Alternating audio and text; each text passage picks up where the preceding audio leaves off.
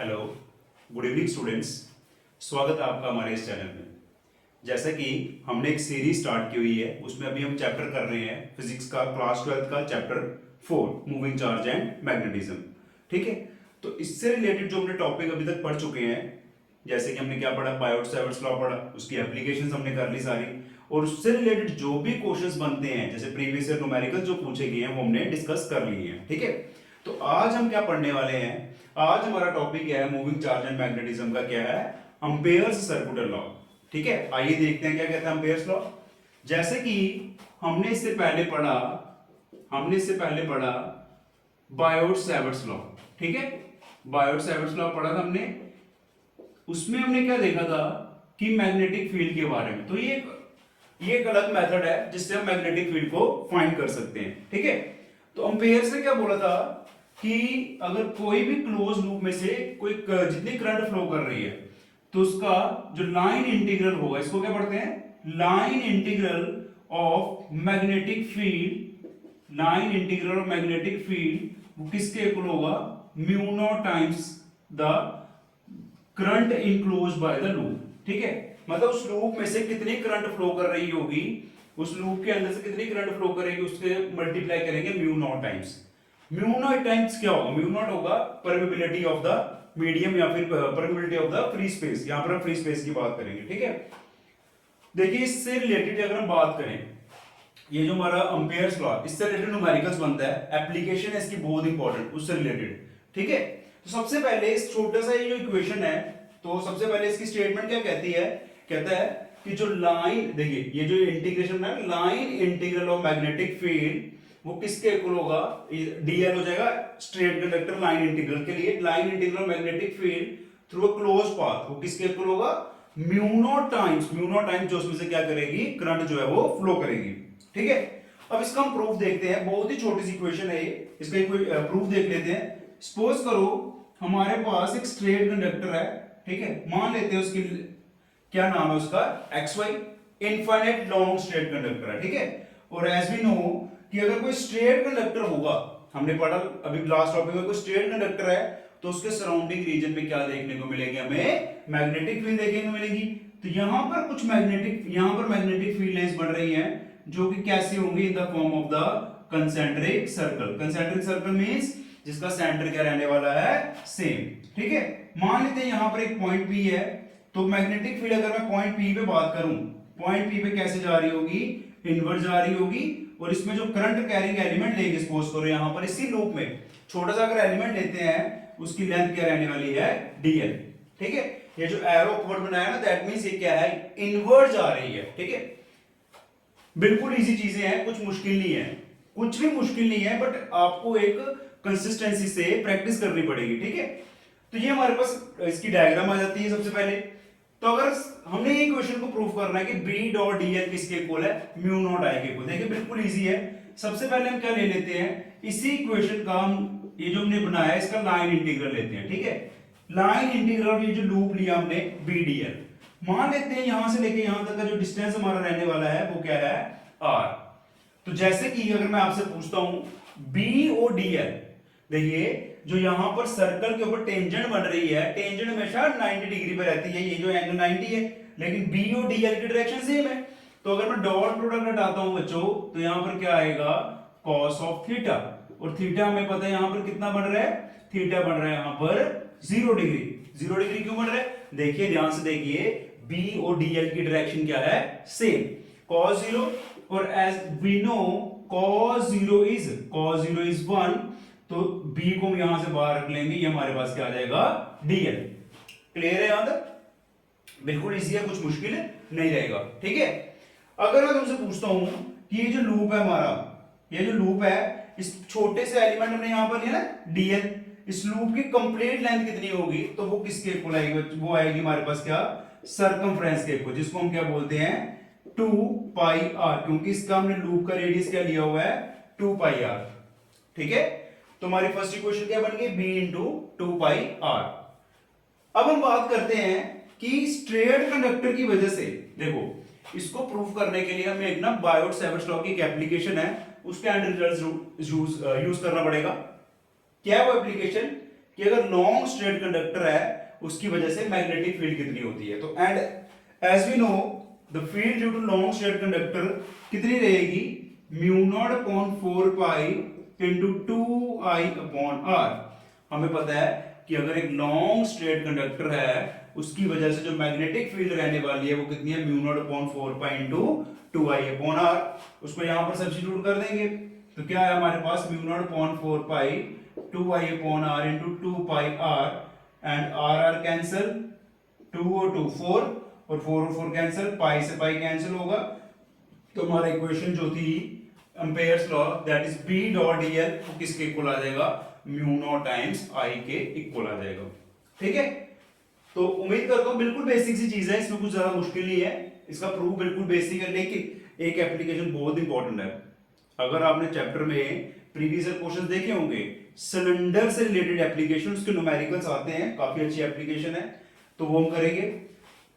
तो ये हमारा आ गया एम्पेयर्स लॉ का प्रूफ आ गया। ठीक है, अब इसकी फर्स्ट एप्लीकेशन देखते हैं, एप्लीकेशन की तरफ चलते हैं। तो हमारे पास क्या आता है, नेक्स्ट हमारे पास आता है, अभी हम पढ़ेंगे सोलेनोइड के बारे में। ठीक है, कि एक सोलेनोइड है उसकी वजह से मैग्नेटिक फील्ड क्या रहने वाली है। ठीक है, तो उम्मीद करता हूं ये चीज तो आप लोगों को क्लियर हो गई होगी कि जो एम्पेयर्स ने इक्वेशन दी थी उसकी वजह से मैग्नेटिक फील्ड क्या रहेगी, म्यू नॉट टाइम्स I। तो अभी हम पढ़ते हैं सोलेनोइड के बारे में। देखिए सोलेनोइड क्या होता है, सोलेनोइड की बात करते हैं। सपोज करो हमारे पास एक कोर है, कोई भी कोर है, उसके ऊपर हमने वायर को लपेटा हुआ। ठीक है, जैसे कि हम देखते हैं वायर क्लोजली बाउंड, काफी क्लोजली बाउंड किया जाता है इसको, किसकी फॉर्म में, in the form of helix. Helix समझते हो, जिसको स्प्रिंग बोलते हैं।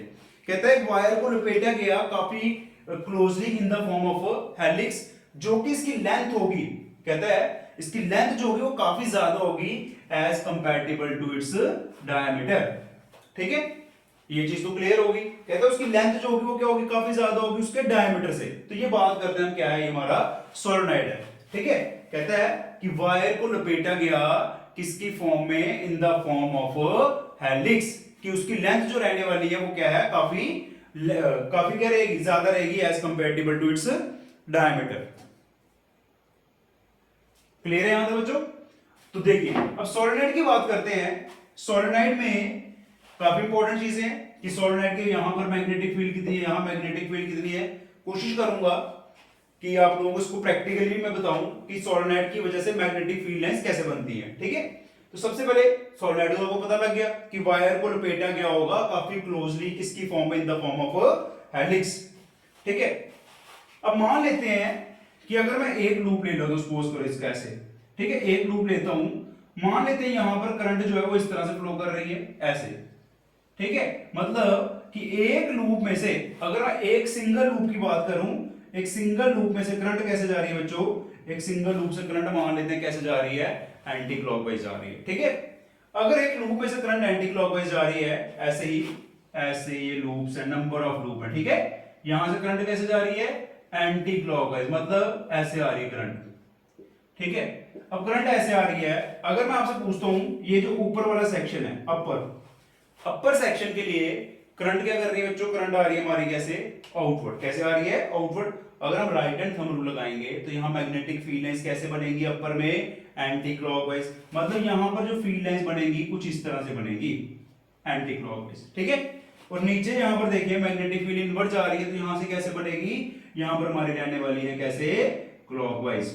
ठीक है, तो अगर हम इसकी सिमेट्री के अकॉर्डिंग देखें, कुछ फील्ड लाइंस एंटी क्लॉकवाइज वैसे ही यहां पर आएगी, एंटी क्लॉकवाइज वैसे ही यहां पर बनेगी एंटी क्लॉकवाइज, और ऐसे ही वहां पर बनेगी कैसे, हमारे पास क्लॉकवाइज बनेगी। ठीक है, तो ये जो फील्ड लाइंस अगर मैं देखूं इसको कंबाइन बनाए तो ये बाहर फील्ड लाइंस कुछ ऐसे बनेगी, बाहर आएंगी इस तरह से और इनवर्ट जाएंगे ऐसे, और नीचे अगर हम लोअर पोर्शन में देखें तो लोअर पोर्शन में भी इस तरह से देखने को मिलेंगी हमें फील्ड लाइंस।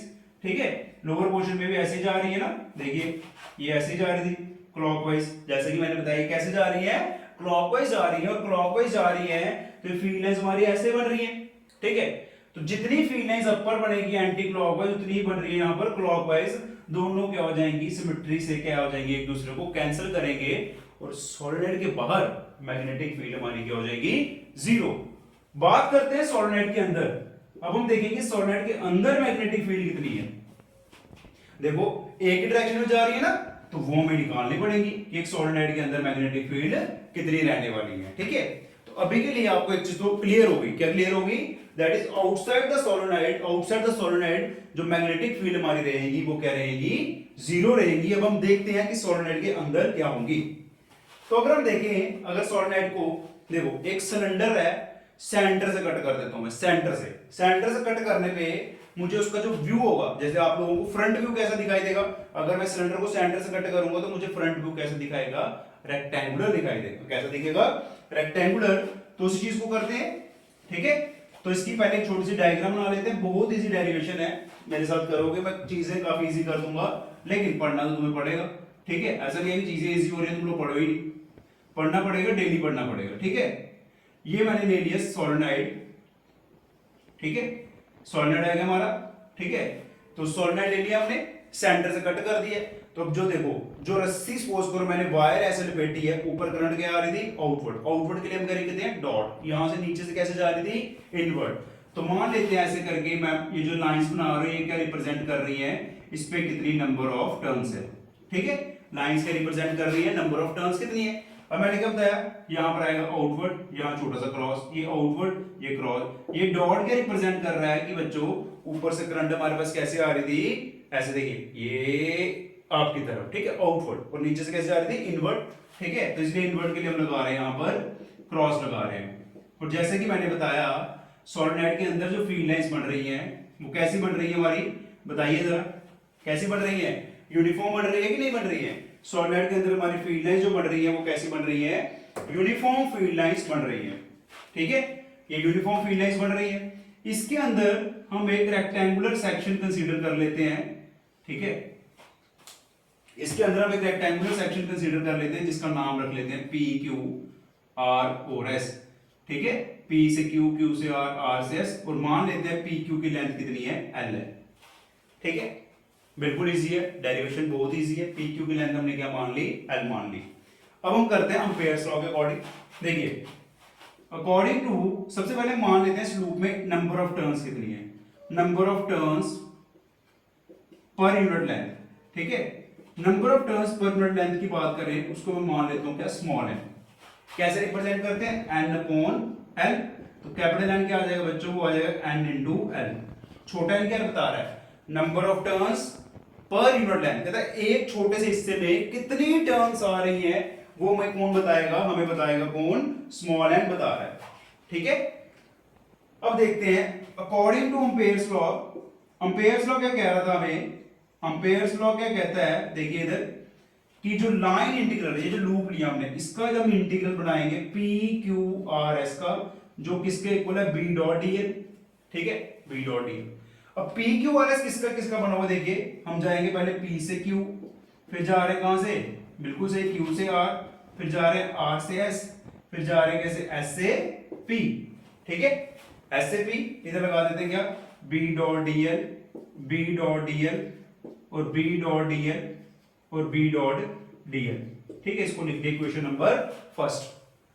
अब मुझे बताइए, जब P से Q जा रहे हैं, इस लेंथ और इस दोनों की डायरेक्शन, फील्ड की डायरेक्शन क्या है? सेम है। तो एंगल कितना बनेगा हमारा जब हम चलेंगे P से Q, B dot DL, angle हमारा रहेगा कितना? 0 डिग्री। और cos 0 क्या रहता है हमारा? cos 0 क्या होता है बच्चों? 1। तो हमारा यहां पर क्या बनेगा? B P से Q dl। कहता है इसकी पूरी लेंथ, इसकी टोटल लेंथ की इंटीग्रेशन, लेंथ कितनी है इसकी? L, तो इसको लिख देंगे BL। बात करते हैं Q से R की, तो क्या आएगा बच्चों? B dot DL, dot product हटाएंगे तो क्या आएगा? cos Q से R, एंगल कितना बढ़ रहा है? 90, और यहां पर cos 90 कितना होता है? cos 90 कितना होता है हमें पता है? 0। तो यहां पर क्या होगी? 0। और बाहर कितना है? R से S, अभी हमने पढ़ा R से S में क्या था? मैग्नेटिक फील्ड कितनी थी? 0। मैग्नेटिक फील्ड हमारी क्या रहने वाली है? 0। देखो कुछ मुश्किल नहीं है, कुछ भी आपके लिए मुश्किल नहीं है, बस थोड़ा सा मेहनत करो, चीजें इजी होंगी। ठीक है, तो R से S। अब चलते हैं S से P। ठीक है, S से P, B डॉट डीएल। अब देखिए यहां पर मुझे देखो ध्यान से, S से P, S से P में क्या होगा? बिल्कुल सही, एंगल 90 है एंड और cos 90 कितना हो जाएगा 0। ठीक है, डायग्राम हमारी यहीं तक है, तो मैं थोड़ा ये वाला क्वेश्चन रफ कर देता हूं, चलो यहीं पर लिख लेते हैं। अब देखिए इक्वेशन फर्स्ट क्या बनेगी हमारी, बताइए इक्वेशन फर्स्ट, ये तीन वैल्यूज क्या आ गई 0 0 0, बचेगा क्या सिर्फ bn, दैट मींस ये जो वैल्यू है ये किसके इक्वल आ जाएगी, इक्वेशन 1 क्या बन जाएगी, ये जो p q r s b dot dl ये किसके इक्वल हो जाएगा, bl के इक्वल। ठीक है, अब चलते हैं, अब यहां पर हम दोबारा से लगाते हैं according to Ampere's law, according to Ampere's law का यूज कर रहे हैं ना यहां पर। एम्पेयर्स लॉ क्या कहता है, close loop B dot DL. अब मुझे बताइए लूप का क्या नाम रखा हमने, क्या नाम है बच्चों, P Q R S, P Q R S किसके इक्वल होगा, म्यू नॉट टाइम्स, यहां पर लिखेंगे mu naught times total current, total current, total current किसके इक्वल होगी, टोटल करंट किसके इक्वल होगी, नंबर ऑफ टर्न्स। देखिए नंबर ऑफ टर्न्स अगर एक टर्न में आई जा रही है तो n टर्न्स है, n टर्न्स n इनटू और कितना हो जाएगा i, इसको लिख लीजिए इक्वेशन सेकंड और इसको लिख लीजिए इक्वेशन नंबर थर्ड। दोनों को अगर हम कंपेयर करते हैं, दोनों को कंपेयर करते हैं, जो एक एक चीज लिखवा रहा है इसको नोट कर लीजिएगा कॉपी पे। ठीक है, from equation second and third, फिर इसके न्यूमेरिकल करेंगे, एक ही सीरीज में कर देंगे सारे। BL, BL देखिए ये और ये कंपेयर किया हमने, BL किसके इक्वल हो गया, म्यू नॉट एन आई, और मैग्नेटिक फील्ड किसके इक्वल आ गया, mu not an upon L I. ठीक है, तो ये हमारे पास क्या निकल गई, मैग्नेटिक फील्ड सॉलिड के अंदर कोई भी पॉइंट होगा वहां पर ये रहेगी, और एन अपॉन एल हमने लिखा, इसको स्मॉल एन भी बोलते हैं, ये चीज याद रखना, स्मॉल एन क्या है और कैपिटल एन क्या है, इसमें कंफ्यूजन क्रिएट हमने नहीं करनी है। ठीक है, चीजों को सिंपल रखेंगे। ये निकल गई सोलेनोइड के अंदर मैग्नेटिक फील्ड। कभी कभी क्या पूछा जाता है कि सोलेनोइड के जो एंड पॉइंट्स होते हैं वहां पर मैग्नेटिक फील्ड कितनी होती है, तो कहता है जो एंड पे रहने वाली है इसका क्या हो जाएगा, हाफ हो जाता है। ठीक है, तो याद रखना एंड पे क्या होगी, सोलेनोइड के मैग्नेटिक फील्ड हमारे क्या रहेगी, हाफ रहेगी। क्लियर है यहां तक, तो ये आज हमारा टॉपिक कंप्लीट हो गया एम्पेयर्स लॉ, और उसके साथ हमने एक एप्लीकेशन कर ली जो कि क्या किस पे बेस्ड है, सोलेनोइड पे बेस्ड है। ठीक है, तो मिलते हैं नेक्स्ट वीडियो में। नेक्स्ट वीडियो में हम लोग क्या करेंगे, हम पढ़ेंगे एक सिलेंडर की एप्लीकेशन पढ़ेंगे, काफी इंपॉर्टेंट है बच्चों, एनसीईआरटी का हमारा न्यूमेरिकल है उस पे बेस्ड। आपने देखा होगा इस तरह से ऐसे डायग्राम दी हुई है। ठीक है, तो इस तरह से बोला गया था यहां पर भी निकालो मैग्नेटिक फील्ड और यहां पर भी, आउटसाइड और इनसाइड। तो करेंगे नेक्स्ट लेक्चर में। उम्मीद करता हूं ये चीजें क्लियर हुई होंगी। अगर आपको वीडियो अच्छी लगी होगी इसको लाइक कीजिए और अपने फ्रेंड्स के साथ शेयर कीजिए। ठीक है, तो आज के लिए बस इतना ही है, मिलते हैं नेक्स्ट वीडियो में।